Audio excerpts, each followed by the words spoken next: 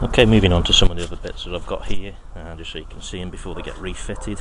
This is the inlet manifold. As you can see, the EGR valve that we've cleaned out and I showed you earlier, that fastens onto here.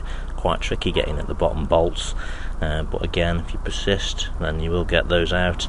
Mole grips can be handy just to slacken things off as well, where you can't get access with a ratchet sometimes, worth bearing in mind.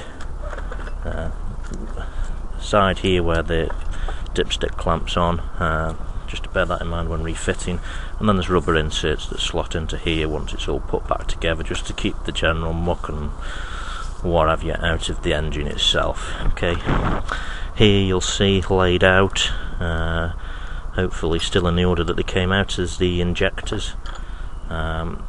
These can seize into the block, which could cause you some problems, and you need a special tool to draw them out.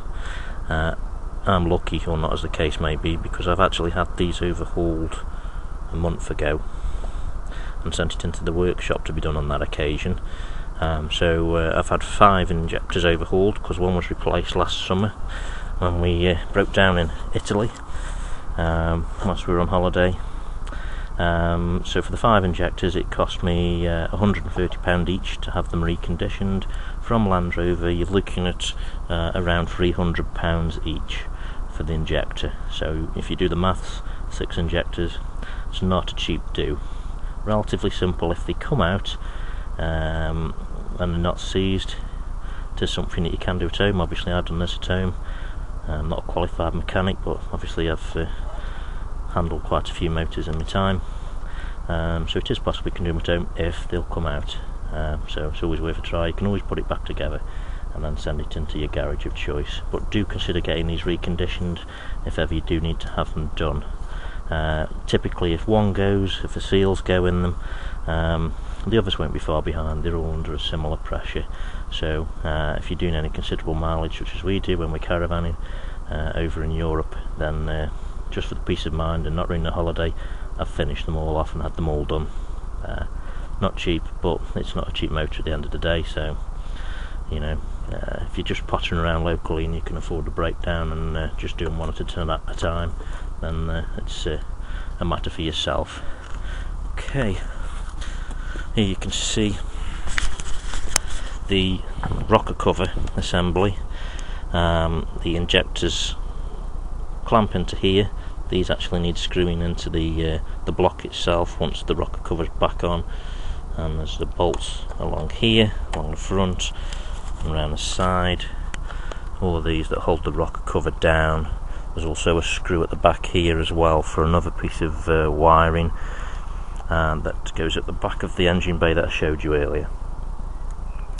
You see here there's 1, 2, 3 screws. These hold the injector harness down. I've just put them back in for safekeeping, and probably most importantly that it doesn't get mentioned with a lot of the services that you'll do at home. Everybody is keen enough to do the oil and filter. It's essential we change these filters.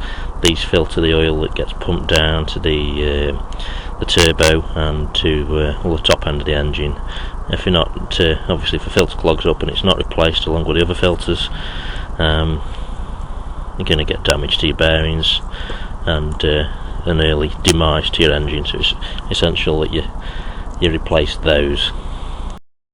Okay, so since the clip earlier of the turbo, I've now put on the drain pipe and the oil feed pipe.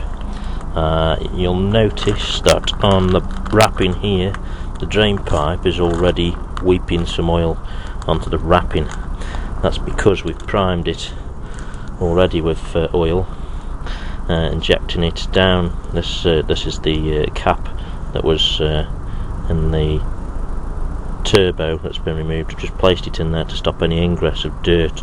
It's essential that we stop any muck or dirt or grit getting in there, as it'll kill turbo bearing. So we've basically injected the oil into there, down into the pipe, made sure it's full up, and as best we can, or as best as you'll ever get. And then we'll do that again once the turbo's on the engine. just to make sure we're satisfied we've done everything we can to prime up this turbo. As I say, you can see it weeping there out of there, so we know it's got all the way through and the bearing's going to be suitably lubricated. You see the banjo nuts that I spoke of earlier on the pipe. It's a bolt with a hole through it that allows the oil feed to come down this pipe through the centre of the bolt and then into the casting, and there's a washer either side of the pipe fitting here that need to be secure. If you lose one of those, which I've done in the past as I've said, then you're going to end up with oil spewing out all over the place, and again, once your oil's gone, your bearing's going to die along with your turbo. Okay, just a point worth mentioning, this is the E-box. It houses all the electronics, relays, ECUs, or the bulk of them. It's got a fan in the bottom, which sometimes makes some noises once the bearings get dry. It's vented into the cabin. If ever you get a squeaking noise like a chirping bird, it'll be the fan in the bottom of this box. That's not the reason I'm mentioning the box at the moment though. We do have a forum member on the Full Fat Range Rover forum that has been unfortunate enough to have some work done on his car, and the mechanics leaned on this, cracked it, and obviously some expense occurred there that was unnecessary. So just a point of note, I'm going to be working a lot in this side of the engine bay, so I'm actually just going to lay this cushion over just to spread the weight, stop my elbows going through it, and also make it a bit more comfortable while I'm doing it. That's a seat cushion out of the old 110 there. Okay guys, just a little update as to where I'm at now. You should probably see the clock on the bottom corner of the screenshots anyway, give you an idea of the time that's passing. Turbo's been placed into position. I've yet to fasten the bracket at the back here, and there's a bolt that comes up into the turbo casing, but I have secured the turbo onto the front pipe of the exhaust just to hold it into position. I've also, I don't know if you can see because of the light, but I've also secured the oil feed to the block, the engine block, fitting the banjo bolt that goes into the block and the new washer, because replacing the one that went missing. You'll notice I've put some rubber gloves over the inlet and outlet of the turbo. That's just to stop any stray nuts and bolts falling in as we're working, because you can guarantee one will drop in when I least need it to, and if I don't notice it, then it's going to make obviously catastrophic effect on a turbo.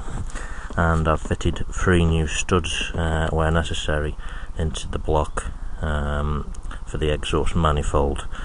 I don't think I've done anything else in the meantime. I've just got to tighten up a clamp at the front here that Ian did as exploring as to how to get the EGR pipe off, but in the end I didn't need to, so I need to tighten that up and then hopefully get that turbo bolt clamped into position and then get the manifold back in, putting in all the necessary pipe work to the turbo here as we go along. So I'll hopefully come back to you with a little bit of an update in a minute. Obviously it'll seem like seconds to you. Catch you in a bit.